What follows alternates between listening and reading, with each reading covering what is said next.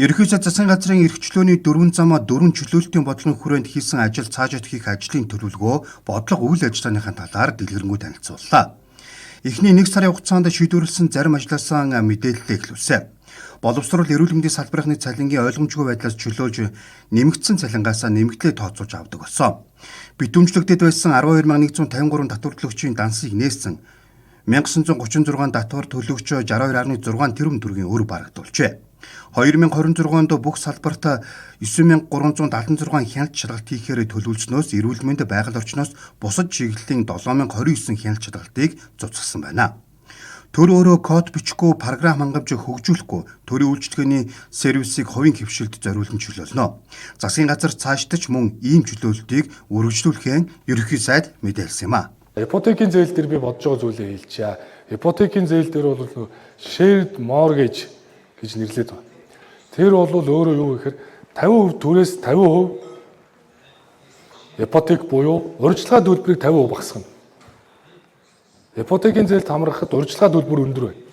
Урьдчилгаа төлбөрийг багасгахын тулд одоо Европын орнуудад ялангуяа Англид намайг энэ төр Англид оюутан байхад бол жишээ нь байр худалдаж авлаа гэхэд 50% нь төрийн мэдэлд түрээс 50% миний мэдэлд тэр нь ипотект хамрагддаг байсан буюу урьдчилгаа төлбөрийг багасгах арга хэмжээг авна. Хоёрт бол ипотекийн зээлээр бол зөвхөн яндан цөөлөх бодлогыг дэвшүүлэх хүрээнд бол Монгол банк арилжааны банкудад ипотект хамрагдж байгаа санхүүжилтийг өгөхдөө өгж байгаа мэдээллүүдийг бид нар төрийн энэ хур системтэй нэгтгэснээр тэр хүн анх байр авч гин үү, яг гэр хороолд амьдарч ирсэн үү гэдгийг харахгүй бол шууд банкудад нь аваачаад санхүүжилт нэмчихээр нөгөө хүн чинь 1, 2, 3 дахь байраа аваад байгаа ийм тохиолдлууд байгаа учраас энэ журамд Монгол банк өөрчлөлт оруулсан. Тэгэхээр одоо бол ипотек дээр бол нэг юм хид хідэн бүтээгдэхүүнийг бид нар санал болгож байгаа. Энийг бас дэлгэрэнгүй дараа салбарынхантаа тухайлан ярих нь зүйтэй байх гэж би орхив. Төв банкны тухай банкны хуулийн нэмэлт өөрчлөлтийн хүрээнд Монгол банкны бие даасан байдлыг сайжруулж гадаадын банкудад үе таалгаа нээх боломжийг бүрдүүлнэ. Ган болон зэс боловсруулах зохицолбоор алт цэвэршүүлэх үйлдвэр, хөнгөн цагааны аж үйлдвэрийн парк, газрын тосны үйлдвэрийн зохицолборууд нөөц плюрализмын үйлдвэрийн үйл ажиллагааг эхлүүлэхээр төлөвлөжээ.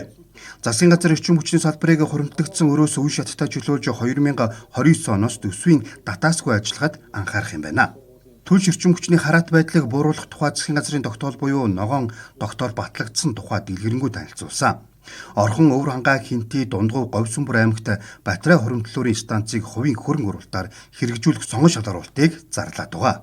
Зөвхөн арилжааны банкуд санхүүгийн хэрэгсэл оруулж ирэхдээ хүйдэн 5% татвар төлж байгаа.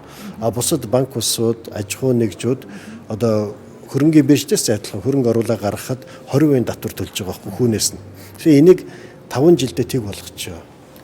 Тэгхийн бол бид нар хөрөнгө оруулалт татна. Энэ бол ялангуяа санхүүгийн салбарт хөрөнгө оруулалт татах ганцхан заалт. А бид нар энэ 20% татвараас болоод энэ санхүүгийн хөрөнгө оруулалт хаана алдсан гэхээр Төв Азийн орнууд алдсан шүү. Тэгэхээр бид нар энэ сүүлийн бас нэг 10 хэдэн жилийнхаа алдаа хоног бол алтаагаа засах гэж сарын хугацаанд хийгдсэн ажил. Одоо хоёрт нь бол ямар асуудал байна гэвэл засаг энэ ажлууд ингээд тунхаглалчлаа. Одоо залгаа их чухлаа. Залгаа гэдэг нь энэ танхимууд, аж ахуй нэгжүүд, энэ бусад холбоодууд яг энэ засгийн газрын хүсэл тэмүүлэлтэй байгаа дээр нь энийн дээр өөрөөсөө тэр бидэрт юу чөдөр тушаа болж байгааг сайн мэдж байгаа улсууд өөрсдөө араас нь залгаагаа хурдан игээд хамтдаа энэ чөлөөлөх ажилд оролцох юм бол бид нар эдийн засгийн эрх чөлөөг бол мэдэрнэ. Төрийн нууцын тухай хуулийг баталгууж албаны нууцаас чөлөөлнө. Төрийн өмчт компаниудын засаглалтыг сайжруулна. Төрийн өмчт компани болон удирдах албан тушаалын тоог бууруулж зардлыг танхааруулжээ. Хиймэл оюуны хэрэглээг худалдан авах ажиллагаа хүний нөөцийн сонгон шалгаруулалтанд нэвтрүүлж хүнээс хамаарсан авилга хүнс суртлын их усүрийг зогсооход анхаарч ажиллагаан мэдгдсэн байна.